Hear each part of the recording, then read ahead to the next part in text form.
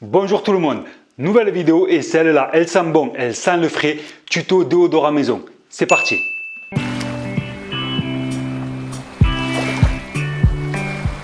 Et bim! Encore une alternative aux produits issus de l'industrie pétrochimique. Aujourd'hui, on va voir non pas une mais deux recettes pour préparer son propre déodorant naturel maison. Sans conservateurs comme les parabènes qui sont, d'après des chercheurs, soupçonnés d'être cancérigènes et d'être des perturbateurs hormonaux impliqués dans diverses pathologies comme les cancers ou les troubles de la fertilité. Et sans aluminium qui sont soupçonnés de favoriser le cancer du sein et Alzheimer. C'est quand même dingue, non? On parle quand même de troubles de la fertilité, Alzheimer, cancer du sein. Tout ça à cause d'un déo. C'est quand même un produit qu'on utilise tous les jours. Et même si ce n'est que des soupçons, personnellement, je préfère éviter. Comme on dit, s'il y a un doute, il n'y a pas de doute. Nope. En plus, cette recette que je vous propose, elle se fait en 5 minutes. Ça vaut la peine quand même, non? Surtout que le but de ces substances nocives, c'est de stopper la transpiration, alors que la transpiration, c'est naturel et c'est bon pour la santé. Hey Jean-Mich, comment ça va? Oui, ça va. Bon, après, c'est clair, il y a des limites. À savoir quand même que la transpiration a diverses fonctions importantes comme la thermorégulation, l'élimination des toxines et encore une fonction de protection. C'est pourquoi ce déodorant naturel ne stoppe pas la transpiration comme la plupart des déodorants que vous trouverez dans le commerce. Il va éviter simplement la prolifération des bactéries qui sont responsables des mauvaises odeurs. Et vous verrez qu'avec le temps, votre corps commencera à beaucoup moins transpirer. Bien sûr, avant de vous proposer cette recette, comme à chaque fois, j'ai fait et utilisé ce déo pour m'assurer de vous présenter quelque chose de qualité. Allez, comme je vous ai dit, on va voir ensemble les deux recettes. Pourquoi deux? Tout simplement parce qu'il y en a une sous forme de crème et une sous forme solide. Alors, on va commencer par le déo sous forme solide. Pour ce faire, on va avoir besoin de moule en papier, 8 g de cire d'abeille, 15 g de beurre de coco, 10 g de fécule de maïs, 15 g de bicarbonate de soude, 5 gouttes d'huile essentielle de votre choix. Je ne vais pas vous énumérer chaque qualité de chaque ingrédient parce que la vidéo serait plus longue, mais ne vous inquiétez pas, je vous ai tout mis dans la description de la vidéo. Alors tout d'abord, on va commencer par nettoyer et stériliser tout ce qu'on va utiliser, c'est-à-dire le plan de travail, les ustensiles et les contenants. Une fois que ce sera fait, on va passer à la préparation.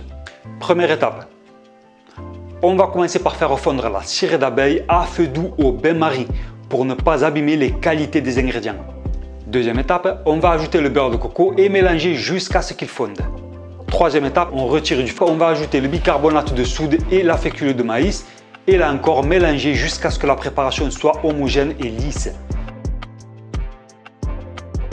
Dernière étape, on va laisser refroidir 2 à 3 minutes, puis on va ajouter les huiles essentielles, puis on va encore mélanger. Ensuite, on verse la préparation dans le moule en papier.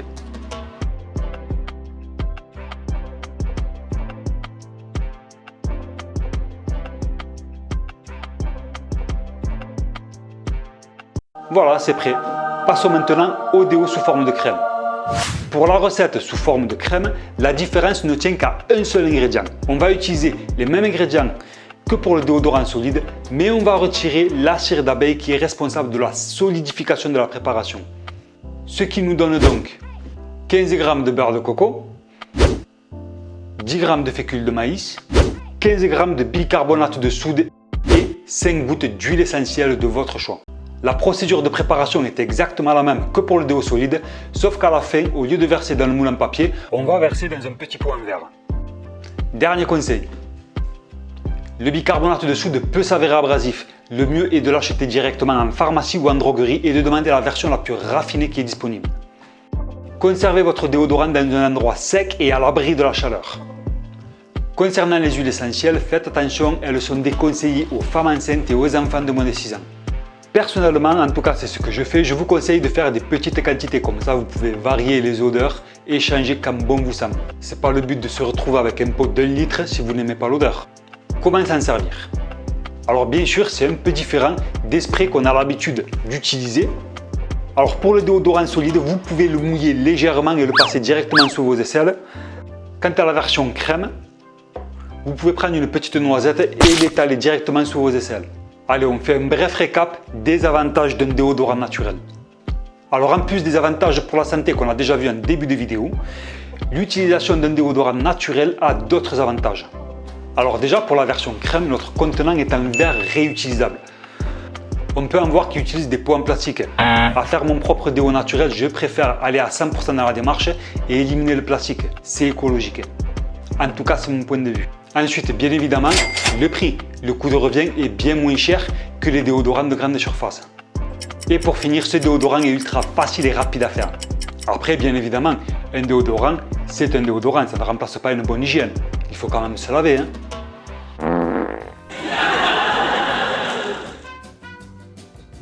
Avec mon déo huile essentielle, plus besoin de me laver les aisselles. Voilà, c'est tout pour aujourd'hui. Donc si vous avez essayé ce déo et que vous avez des idées pour l'améliorer, n'hésitez surtout pas à nous en faire part dans les commentaires. J'espère vraiment que cette vidéo vous a plu.